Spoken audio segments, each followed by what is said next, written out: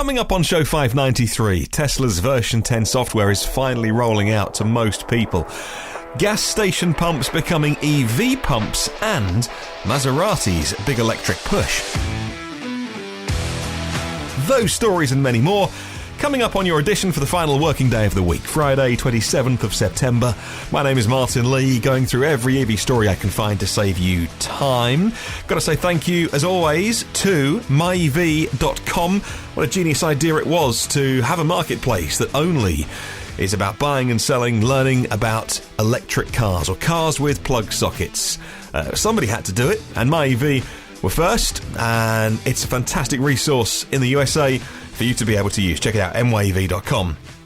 Wow, it's finally happening then. Not just those on the early release program, or whatever the exact phrase is. Not only those that have the early access to Tesla software, but if you own a Tesla, no doubt you'll be connecting it to your Wi-Fi and hoping it's updates to version 10. Yesterday, the latest over-the-air software update known as version 10 started rolling out to Tesla owners. The update packs a load of features. Fun features, mostly for when the car is parked or charging, if I'm honest with you.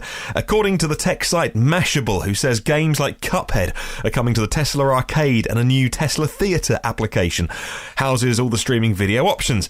Mashable says that Karaoke is what it sounds like, or karaoke, a karaoke interface with lyrics on the screen so you can belt out your favourite Celine Dion tunes, and a summon update that lets you summon your car from a parking spot, only available for drivers though who have the full self-driving package or earlier Enhanced Autopilot.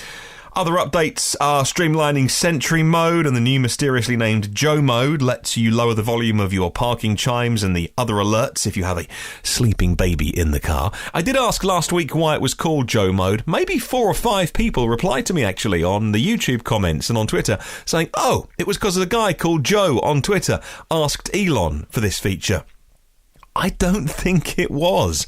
I've looked back through when Elon was initially talking about this, about Joe mode, and if you look at the thread, I mean, I couldn't find anyone called Joe at the top of the thread saying, can we have this feature? So I wonder whether that has come about after the event and someone said it and it's caught on. I don't think it's because anybody called Joe initially asked, and so if you know the reason why it's called Joe mode, please tell me. It's a small detail. If you want to control the climate of your car, unlock the car, and even do the windows, the app's now been updated on the 3 and the X. ZDNet, I would say ZDNet, reports that along with Netflix, Tesla drivers are able to view content from YouTube and Hulu, or Hulu plus live TV from the dash console. Well, Tesla's self-driving capabilities aren't yet advanced enough for drivers to switch off and watch movies on the move, and thankfully the company notes that you can watch your favourite shows, movies and content whilst your car is parked. The company says customers have praised Summon for its convenience after shopping, but notes that those using Smart Summon must remain responsible for the car and monitor it and its surroundings at all times. The feature is available to drivers when the car is within line of sight. Owners of the Model 3 Standard Range Plus and Standard Range now get to stream Spotify, TuneIn and Slacker, but not over 3G, 4G networks. You've got to be on Wi-Fi. And The Verge reports that video recordings captured when Teslas are in their self-protect Sentry mode are now stored in a separate folder from the other camera content. The Joe mode avoids waking up sleeping passengers by reducing car chimes, and the Tesla mobile app can do more things now and control the car remotely. Meanwhile, Slash Gear mentions China specifically. Tesla customers in China will soon get Tencent video access in the car, with more services promised in the future. There is a audiobook service, is it called Himalaya, in China, and also a service that is spelt QIYI. I'm not sure what that is. I suppose I could just look it up, but Chinese customers get that as well. Tesla themselves say this, and I quote, "We're expanding our music and audio platform to enable Spotify premium account access in all supported markets, one of the most requested features from Tesla owners. This will be in addition to Slacker Radio and TuneIn, which are also available in Tesla vehicles." And let me just bring up the important word in that sentence, in addition to. I'd made the assumption, many commentators and writers had made the assumption that Spotify would be a replacement for other services. Nobody, I think, all along thought, are they just going to add Spotify and keep TuneIn and Slacker? So those that do use those playlist features, for instance, voting their favourite songs up and down, you get to keep Slacker. And if you pause the video where Tesla uploaded to YouTube today, you do get to see something called car wash mode. But what is that? I've no idea. Why would you want car wash mode? Maybe it automatically stops the wipers going when the screen gets wet. The windows could go up, I suppose. It could lock the charge flap so that the brushes can't accidentally pop open your charge flap. I don't know. Let me know if you have any ideas. And on tutorials, Tesla say one line on this. One line for what could be one of the most important parts of this update. Additionally, all customers will have access to Tesla tutorial videos to learn more about their vehicle. And in a previous earnings call or investor day, I recall at some point someone, maybe it was Andrej Karpathy, someone from Tesla's senior team said that the majority of time taken up with service centre inquiries from people saying, how do I use my car, is, how do I use autopilot? They get a Tesla, and then the next question is, but how do I use autopilot?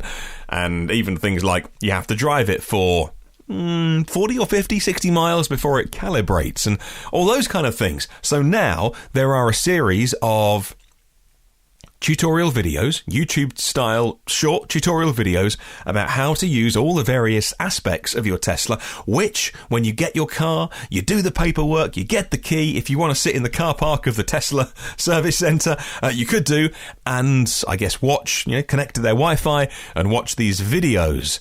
But I imagine most people will want to go for a drive. But then when you get home, go get a cup of tea or something, if hot drinks are allowed in your brand new car, and just sit down and watch these videos of how to use the various functions. Just wonderful. A great addition. So many people are going to find this useful. It is perhaps one of the most important additions in version 10, and yet it's the one thing that I've not seen reported anywhere today. Kind of got overlooked by those tech blogs that I was just talking about because it's not particularly sexy, but I think it's really, really important for new people to Tesla, new people to EVs. Like I mentioned, Tesla did upload a YouTube video today, and I think at the beginning and the end, there is one of those things where they've put a slide on screen, but they've kept it on screen for 1 or 2 frames, and so you get through all of these different things in about a second. So the whole thing is designed just to whiz past you, bang, like that. And it happens too fast for the eye to capture. But if you pause that video frame by frame, I can in fact tell you what it says. As far as I can work out, it says voice commands, driving visualization, maps improvements, Sentry mode improvements, software update improvements, application launcher updates, YouTube, car wash mode, karaoke, Spotify, Cuphead, Feeling Lucky, and Tesla Theatre. And there may be some more, but that's as far as I can tell. I was wondering if there was going to be some sort of like Easter egg hidden in there of something that's never been talked about. I suppose car wash mode it ticks that bill. Well, that was the big update, but shares of Tesla jumped more than 5% today after Electrek, the EV Vehicle News website, reported that Elon Musk had told the company that they have a shot at delivering 100,000 cars this quarter, which would be a brand new record, says CNBC.com. Elon Musk wrote in the email, "We have a shot at achieving our first 100,000 vehicle delivery quarter, which is an incredibly exciting milestone for our company." He also added, "The challenge is making sure that we have the right car variants in the right locations and rallying as much as our company resources as possible to help with the end of quarter deliveries." The automaker is expected to report its quarterly vehicle delivery numbers in the next few days. I would say Wednesday, and I'm not a fanatical Tesla watcher, but I would say Wednesday morning, maybe before the market opens, or maybe Wednesday after close of trading, will be when we finally hear how many cars Tesla delivered, and that's the key thing, delivered in quarter 3.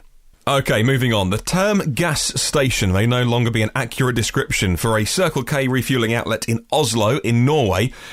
After it became the first in the world to replace all gas pumps with electric car chargers earlier this week, according to Newsweek. I mentioned this story briefly earlier in the week. Now we can tell you more. The Oslo Circle K is one of the company's 16,000 gas stations that they have around the world. But this location is the only one so far from any company that's completely converted all of their gas pumps to all-electric refueling. The conversion to electric fuel fast chargers came at the same time as the United Nations Climate Action Summit was taking place in New York, and Christina Boo, the Secretary General of the Norwegian Electric Car Association, said in a press release that it was extra fun to highlight this at the same time the world leaders were discussing climate change. And staying on this topic, the first gas station in the US that's been transitioned from a petroleum station to EV chargers opened yesterday in Tacoma Park, Maryland, says CNBC.com. So just behind Tesla by a matter, Norway, by a matter of days. RS Automotives, the local gas station, has been around since 1958. And Pessoa Doley, owner of the station since 1997, said he was already unhappy with the way that oil and gasoline companies structure their contracts, limiting the use of multiple suppliers, including clauses that extend contracts when a certain volume of sales is not met, and limiting the maintenance and support. These business factors were pushing him to consider other options. A nudge from his daughter was the final step in convincing Doley to make the switch to EV charging. There are more than 20,700 registered EVs in Maryland, and the area has an EV taxi service, always in need of more chargers for their business. The gas station conversion was jointly funded by the EV Institute and the Maryland Energy Administration. He got a grant for $786,000 to do this. I'll pop a link to CNBC in the show notes if you'd like to read more about that story. Now, another story that I mentioned earlier in the week, and we can finally play you some video, some sound of this. Hyundai Motorsport hit the Hungaro ring with its all-electric Veloster N to get it primed and ready for next year's Electric Touring Car Racing Championship. And it sounds freaking cool, says Jalopnik. It has a much higher pitch to its powertrain than something like Formula E. Both have that whistly quality that's common with EVs, as opposed to the low grumble of a combustion engine. Talking of grumbling, I'm sure there'll be a few piston fans grumbling about this noise, but I don't know about you, I absolutely love this sound. Got some onboard action now on this new electric touring car. Have a listen to this.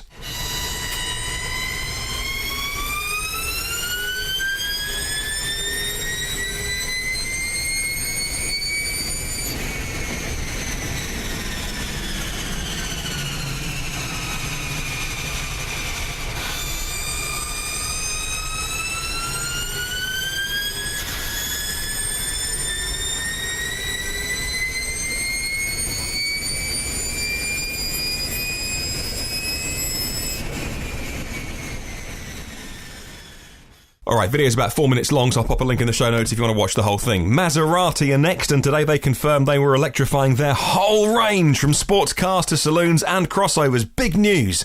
Today, the company is turning its Italian headquarters into an electric car centre of excellence, confirming that all future Maseratis will be made in Italy, says Tim Pollard, the main man at Car Magazine. Maserati revealed, he says, that every new model in the pipeline will either be hybrid or fully battery electric, and vowed that the switch from oil to electrons and volts won't dent its commitment to innovation and the high performance embedded in Maserati's DNA.